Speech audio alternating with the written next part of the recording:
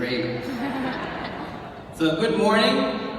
My name is Mr. Tanmoy Saha, and I'm not related to Mr. Saha. Congratulations, class of 2017. You made it. You can finally add new teachers on Facebook.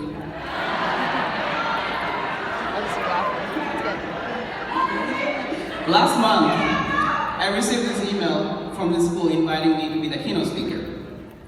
I opened that email and I looked left and right. I'm like, wait, is this correct? I thought you had to be closer to your retirement to be able to be the keynote speaker, right?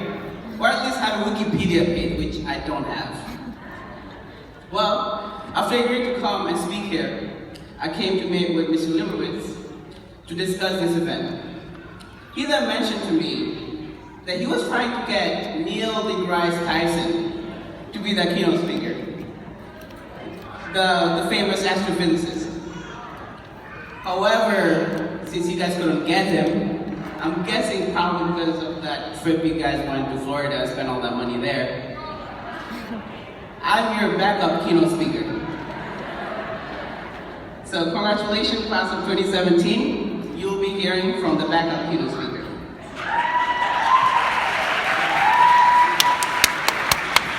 And those who use Snapchat might be wondering, what is this backup keynote speaker filter doing in my graduation? Well, don't check it right now, but it's from me.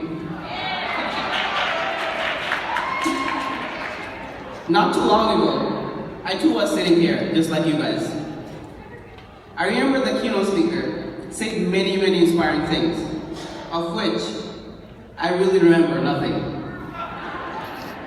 I do not even remember if it was him or her. The only thing I remember was waiting for the keynote speaker to finish so that I could go and hang out with my friends. Perhaps this is why karma decided, in her own evil way, to put me here 11 years later, to give me a taste of how it feels like to be on the other side of the podium. So guys, do not be like me and pay attention. Speaking of being on the different side, that's exactly what I wanted to talk to you guys about today. My hope today is to drive home two simple truths I learned that served me well along the way. When I moved to the United States from Bangladesh, I was 12. I didn't speak a word of English. At Health Professions, I was an ESL student. In high school, my dream was to get into a prestigious university. I wanted to be the first in my family to attend an American university. And I wanted to make my parents proud.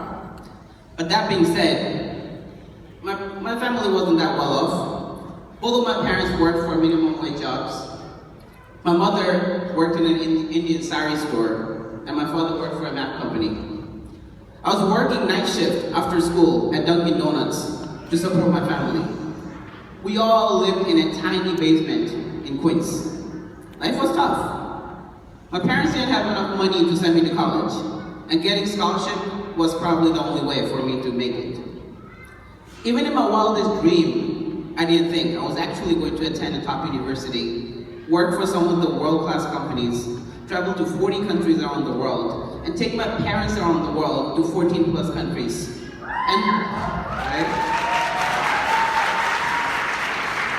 And buy a house before I even turned 30.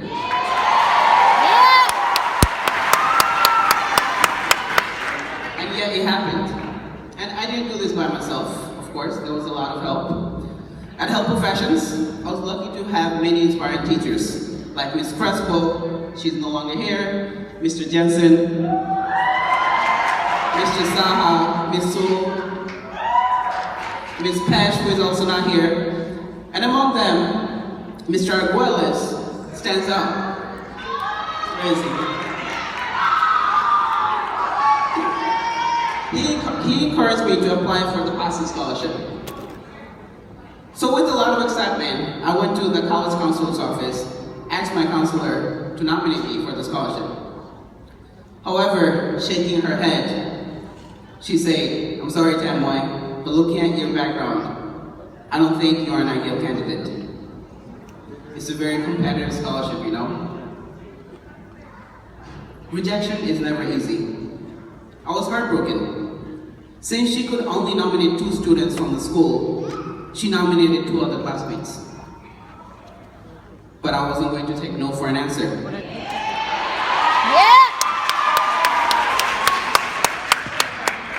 I didn't let that stop me. I found out that I could be nominated from a non-profit organization. Since I was already working with Upward Bound in this school, I told them what had happened, and they immediately nominated me. Later, it turned out that the students who received the nomination from the school did not win the scholarship. But I did.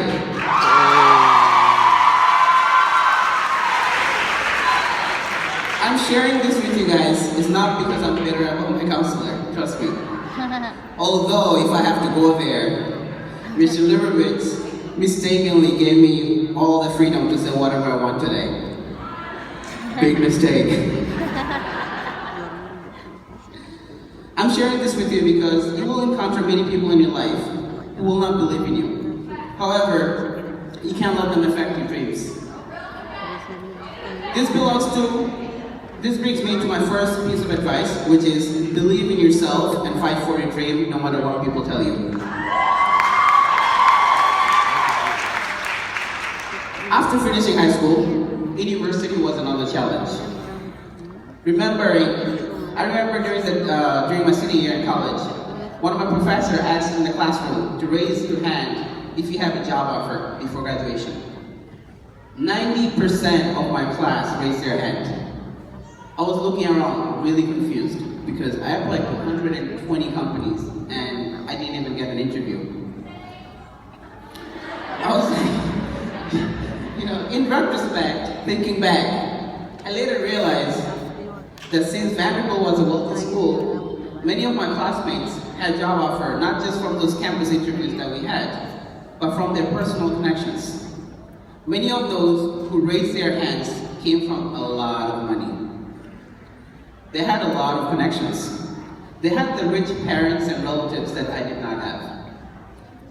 It was one of the lowest points in my life. There was a lot of expectation on my shoulder from my family that he's going to do great things and whatnot, and I couldn't even find a job, so you must know how that must have felt. Since I couldn't find a job, I decided to postpone my graduation for another year.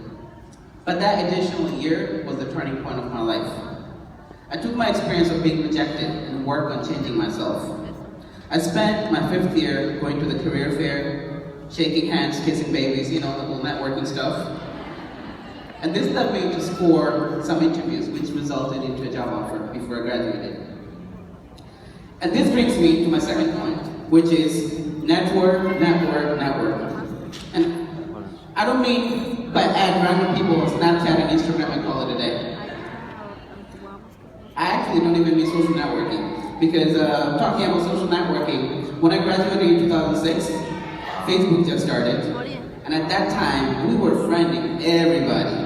Didn't matter who that was, oh, you going to my college? Friend. And then we show up in campus, and we're like, oh, that's awkward. I know everything about you, but I don't really know you. So, when I say network, I mean like build real meaningful relationships. Start networking early. If college is your next step, go to the career office every semester, even just to say hello to those people there. You need to work on building those relationships. Start meeting alumni, companies, professors. You should know their names and they should know yours. Today I work in recruiting for Jet.com, where I'm responsible for hiring the best talent. So I'm on the other side of the table interviewing students and candidates. At Jet, I end up rejecting almost 90% of the applicants. Kind of have to, right? And at Google, I used to reject 99% of the applicants that used to apply. Rejection is part of life. It's a really competitive market out there. You must do everything to stand out. And networking, trust me, is the best way to stand out. Getting good grades is simply not enough in this country. But that does not mean grades are not important. So don't just throw your books away yet, and grades are also very important. So tonight, start by simply opening a LinkedIn page.